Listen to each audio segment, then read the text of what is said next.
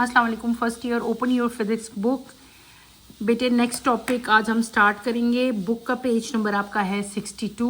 Open your books page number 62। Topic हम next start करेंगे 3.4 movement of inertia. This is movement है, ये movement नहीं है, ठीक है। मूवमेंट MOMENT क्लियर हो गया। Let's start with the reading, then इंशाल्लाह मैं आपको साथ साथ एक्सप्लेन करती जाऊंगी। Consider a mass m attach to the end of a massless rod as shown in figure 3.1. Assume that the bearing at the pivot point O is frictionless. Let the system be in horizontal plane. A force F is acting on the mass perpendicular to the rod, and hence this will accelerate the mass according to F is equals to m into A. In doing so, the force will cause the mass to rotate about O. Since tangential acceleration AT is related to the angular acceleration by the equation AT is equals to R into angular acceleration, force is equals to mr angular acceleration. So, as turning effect is produced by torque, it would therefore be better to write the equation for rotation in terms of torque. Then, this can be done by multiplying both sides of the above equation by r. Thus, Rf is equals to torque. Torque is equals to mr square angular acceleration, which is rotational and along to the Newton's second law of motion. F is equals to ma. Hence, F is replaced by torque, A by angular acceleration, and m by mr square. The quantity mr square is known as moment of inertia and is represented by L. The moment of inertia plays the same role in angular motion as the mass in linear motion. It may be noted that moment of inertia depend not only on the mass but also on r square. Most rigid bodies have different mass concentration at different distances from the axis of rotation, which mean that the mass distribution is not uniform as shown in figure 3.16. Which mean that a mass distribution is not uniform as shown in figure 3.16a. The rigid body is made up of n small pieces of masses m1, m2 at distance r1, r2 from the axis of rotation O. Let the body be rotating with the angular acceleration, so the magnitude of the torque acting on m1 is equals to T1 is equals to m1 r1 square or angular acceleration. Similarly, torque on m2 is equals to, and so on. Since the rigid body is rigid, all the masses are rotating with the same angular acceleration. Total torque मैं आपको इंशाल्लाह जो है ये सारी equation derive करके बेटे सारी समझाती हूँ कि टोटल टॉर्क जो है वो किसके इक्वल होगा। सबसे पहले हमने जो टॉपिक अभी मैंने जिसको रीड आउट किया है, that is movement of inertia जो है, मैंने आपको अभी जो है उसकी रीडिंग करके दिखाई है।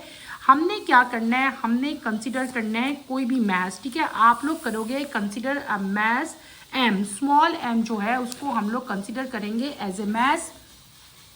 आप क्या करोगे बेटे, आपने कोई भी अपनी जो है हम पहले डायग्राम ड्रॉ करते हैं, फिर मैं आपको डायग्राम ड्रॉ करने के बाद इसकी इक्वेशन को हम लोग इमेजिन करेंगे डिफरेंट चीज़ों को, और फिर हम इक्वेशन ड्राइव करेंगे। आप लोगों ने यहाँ पे क्या ड्रॉ करना है बेटे, एक सर्कल ड्रॉ करोगे आप लोग, ठीक है। जिन बच्चों से सर्कल ऐसे ड्रॉ नहीं होता, आप अपनी कंपास से कर लें या किसी भी सर्कुलर चीज़ से कर लें, ठीक है। आपने एक सर्कल ड्रॉ किया, यहाँ पे आपने क्या पॉइंट बनाना है, यहाँ पे हमने बनाना है पॉइंट O, ठीक है। यहाँ पे ऐसे आप बना लो, थोड़ा सा और आगे ले जाओ, और यहाँ पे आपने एक सर्कल और ड्रॉ कर लेना है। इसका भी एक सेंटर होगा, इसका मैस क्या होगा, M होगा, ठीक है।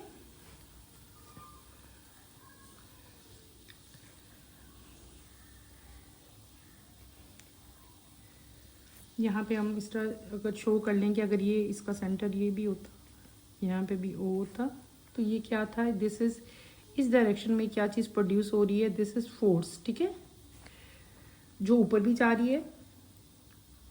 ये दिस इज R, ठीक है। और ये क्या चीज़ है बेटे, ये एंगल है, ठीक है। इसको आपने एंगल देखना है, ठीक है। ये हमने क्या की, ये हमने अपनी एक डायग्राम ड्रॉ की, ठीक है। आप लोगों ने क्या करना है, आपने एक मैस जो है वो एज्यूम करना है। यहाँ पे एक मैस है जिसको हमने स्मॉल m से जो है वो कंसिडर करना है, ठीक है। इसको हमने एक रॉड के साथ जो है वो अटैच किया हुआ, ये एक रॉड है, इस रॉड के साथ हमने इस मैस को जो है वो अटैच किया है। दिस इज अ रॉड, ठीक है। ये जो यहाँ पे क्या चीज हो रही है, हमने क्या किया कि इसका जो पिवट है जो वो पॉइंट ओ पे जो है ये क्या है, दिस इज फ्रिक्शनलेस। ये क्या चीज है बेटे, फ्रिक्शनलेस है। ये जो पूरा का पूरा सिस्टम है it is in on horizontal plane है, ठीक है। यहाँ पे क्या चीज प्रोड्यूस हो रही है, यहाँ पे F4 जो है वो एक्ट कर रही है perpendicular to the rod. Rod के प्रिपेंडिकुलर जो है वो एक फोर्स जो है वो यहाँ पे एक्ट कर रही है, ठीक है। और आपको ये बात पता है कि फोर्स किसके इक्वल होती है, F is equal to m into A, mass into acceleration, ऐसे ही है। फोर्स जो है वो क्या कर रही है, वो कर रही है कि जो मैस है, जो स्मॉल m है, वो क्या करे, वो रोटेट करे अबाउट o, ठीक है। अब ये रोटेट करेगा, जब ये रोटेट करेगा तो इसके अंदर एक्सेलरेशन प्रोड्यूस होगी, और उस एक्सेलरेशन को हम लोग क्या कहते हैं बेटे, that acceleration is known as tangential acceleration, AT। उसको क्या कहते हैं हम लोग, टेंजेंशनल एक्सेलरेशन कहते हैं, जिसको हम लोग AT से लिखते हैं। टेंजेंशनल एक्सेलरेशन जो है ये एंगुलर एक्सेलरेशन से रिलेट करती है, किस इक्वेशन के साथ, क्या कर लेंगे हम लोग, AT इज इक्वल्स टू, ठीक है। ये क्या चीज है, ये दिस इज एंगुलर एक्सेलरेशन, आपने याद रखनी है, दिस इज एंगुलर एक्सेलरेशन, ठीक है। मैंने आपको क्या कहा कि मैस m जो है वो क्या करेगा, रोटेट करेगा अबाउट o, और जो फोर्स है जो कि इसको रोटेट करवा रही है that is equal to m into 8। फिर हमने क्या पढ़ा कि वो जो यहाँ पे जब फोर्स की वजह से जो फोर्स मैस को रोटेट करवा रही है अबाउट o, यहाँ पे क्या चीज प्रोड्यूस हो रही है बेटे, यहाँ पे एक्सेलरेशन प्रोड्यूस हो रही है, that acceleration is known as tangential acceleration, जिसको हम लोग क्या कहते हैं, AT कहते हैं। AT किसके इक्वल होता है, AT is equal to AT tangential acceleration है। टेंजेंशनल एक्सेलरेशन जो है वो एंगुलर एक्सेलरेशन के साथ एक इक्वेशन के साथ रिलेट करती है, वो कौन सी है, AT is equal to R into angular acceleration. ये जो मैंने साइन डाला है this is known as angular acceleration. इसका मतलब है अगर मैं इस इक्वेशन में टेंजेंशनल इक्वेशन की वैल्यू पुट कर सकती हूँ, क्योंकि F is equal to m में एक्सेलरेशन था, और इस केस में जो एक्सेलरेशन प्रोड्यूस हो रही थी वो कौन सी थी, टेंजेंशनल। तो मैं यहाँ पे क्या करने लगी हूँ, अब मैं यहाँ पे हम क्या लिख देंगे, हमारी टोटल फोर्स क्या हो जाएगी, m, यहाँ पे मैं टेंजेंशनल एक्सेलरेशन की इक्वेशन पुट कर दूंगी। क्लियर हो गया। अच्छा, अब इस जब ये रोटेट करेगा तो यहाँ पे क्या चीज, इसका जो टर्निंग इफेक्ट है वो क्या प्रोड्यूस करेगा बेटे, टॉर्क। यहाँ पे क्या चीज प्रोड्यूस होगी, आपने याद रखना है कि यहाँ पे जो है वो टॉर्क प्रोड्यूस होगा। क्लियर हो गया।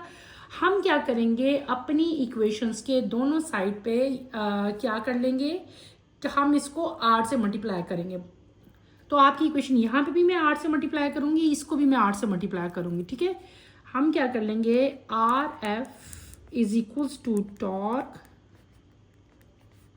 इज इक्वल्स टू, यहाँ पे भी R करेंगे, MR, ये भी आ रहा है, ये भी आ रहा है, तो मैं R से, मैंने कहा था दोनों साइड को R से मल्टीप्लाई करेंगे, तो हमारी इक्वेशन क्या हो जाएगी, RF is equals to torque is equals to MR square angular acceleration.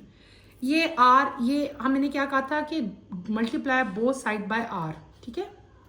R क्या था हमारा, यहाँ पे रेडियस था।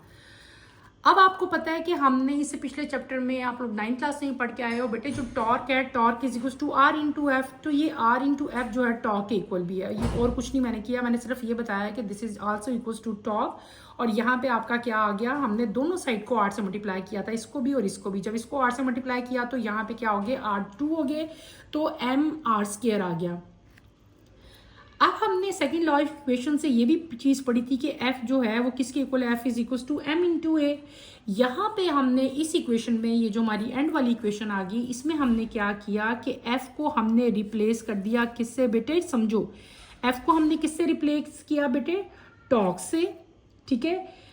और M जो है इसको हमने किससे रिप्लेस कर दिया, MR स्क्वायर से। और जो एक्सेलरेशन है इसको हमने किससे रिप्लेस कर दिया, एंगुलर एक्सेलरेशन से। Is that clear.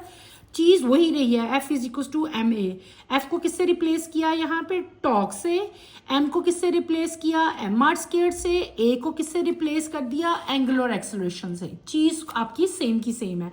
ये जो आपका एम आर स्क्वायर है ना बेटे, दिस क्वांटिटी, ये क्वांटिटी एम आर स्क्वायर, ये जो एम आर स्क्वायर क्वांटिटी है, this quantity is known as movement of inertia. इस क्वांटिटी को हम लोग क्या कहते हैं, इसको हम लोग कहते हैं मूवमेंट ऑफ इनर्शिया, जो अभी हम लोग पढ़ रहे हैं, ठीक है, जो हमारा आज का टॉपिक था। This quantity is known as movement of inertia. Clear हो गया।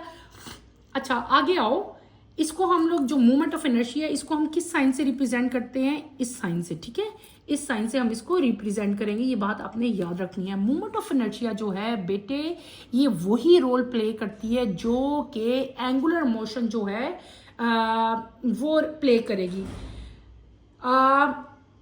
हम ये भी बात नोट करते हैं कि जो मूवमेंट ऑफ इनर्शिया है वो सिर्फ और सिर्फ मैस पे डिपेंड नहीं करती, बल्कि वो किस पे डिपेंड करती है, मूवमेंट ऑफ इनर्शिया सिर्फ बॉडी के मैस पे डिपेंड नहीं करती, बल्कि आर स्क्वायर के ऊपर भी जो है वो डिपेंड करती है।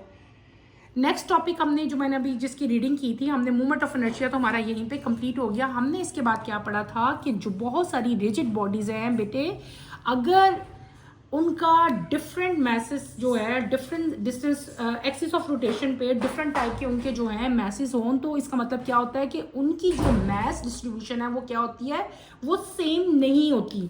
आपको मैं ऐसे एग्जांपल देती हूँ, जैसे सपोज हम देखो, मैं आपको क्या कह रही हूँ, इस बात का मतलब क्या है। देखो जैसे मैंने ये एक डायग्राम बनाई, लीफ लाइक स्ट्रक्चर है कोई भी, ठीक है, ठीक है, यहाँ पे हमारा क्या हो गया, ओ हो गया।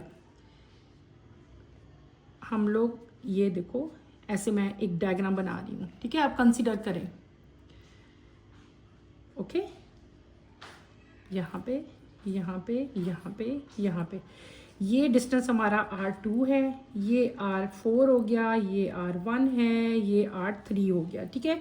तो यहाँ पे क्या होगा, M3 होगा, यहाँ पे क्या होगा, M2 होगा, यहाँ पे क्या होगा, M4 होगा, यहाँ पे क्या होगा, M1 होगा, ठीक है। इसका मतलब क्या हुआ, इसका मतलब ये एक आपकी कोई भी इक्वेशन है, सपोज हमने की हुई है, इसका मतलब ये होता है कि कोई भी रिजिड बॉडी, ये एक रिजिड बॉडी है, ठीक है, इसके अंदर डिफरेंट मैसेज हैं, ठीक है, मैंने बताया M1 है, M2, M3, M4 है, और डिफरेंट डिस्टेंसेज हैं, ठीक है। तो यहाँ पे जो मैस डिस्ट्रीब्यूशन है वो क्या है, वो सेम नहीं होगी, ठीक है। आपने सपोज करना है कि रिजिड बॉडी जो है, इसमें नंबर ऑफ स्मॉल जो हैं मैसेज हैं, उनके नंबर को हम किससे रिप्रेजेंट करेंगे, एन से करेंगे। जो मैसेज हैं वो हमारे डिफरेंट हैं, बहुत सारे एन तक जा सकते हैं, ठीक है, M1, M2, M3 and so on, ठीक है।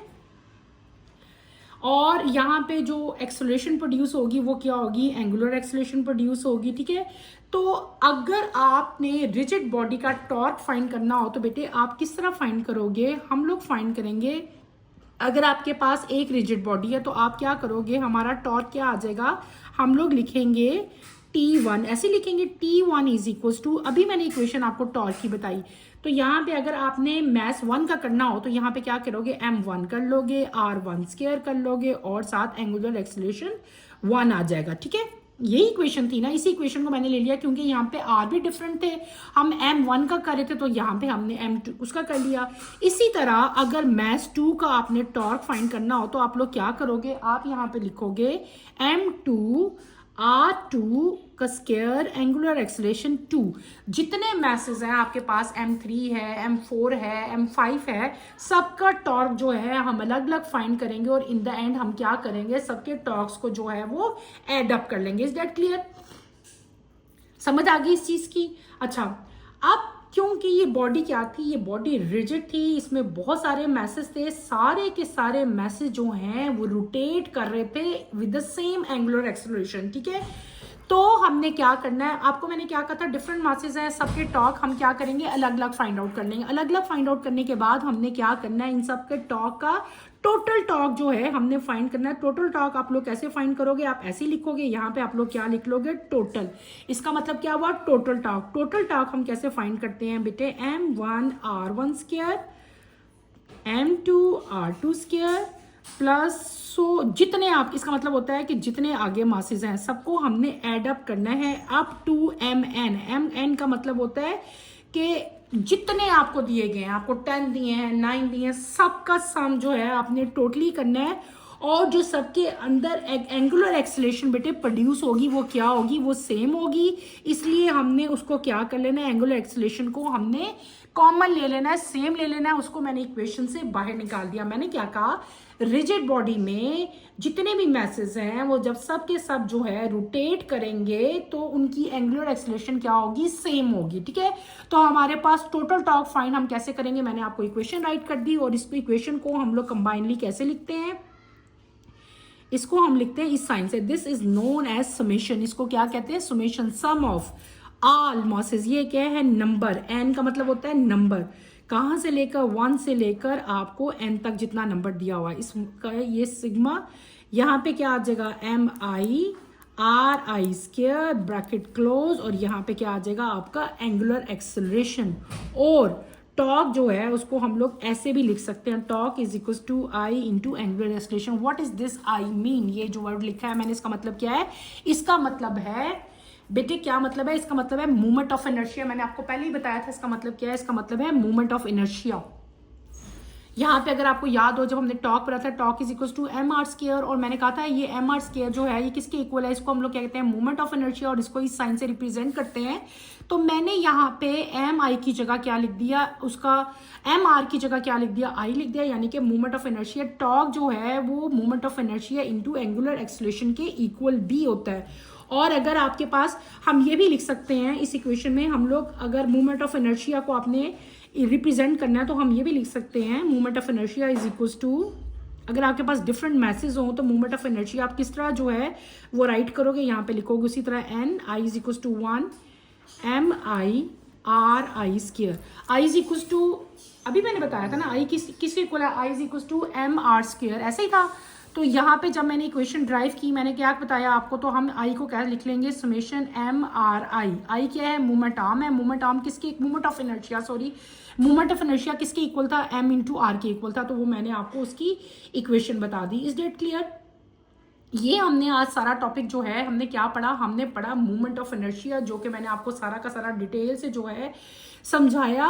और ये आपने बेटे इसकी सारी इक्वेशन अच्छी तरह से करनी है, इसमें कोई प्रॉब्लम होती है, कोई आपको कंफ्यूजन होती है तो feel free to ask any question. ठीक है, इसको आपने अच्छी तरह से जो है वो सॉल्व करना है। इसके बाद यहाँ पे बुक में कुछ इंपॉर्टेंट इन्फॉर्मेशन दी हुई हैं, वो भी हम इसके बारे में सारी स्टडी करेंगे।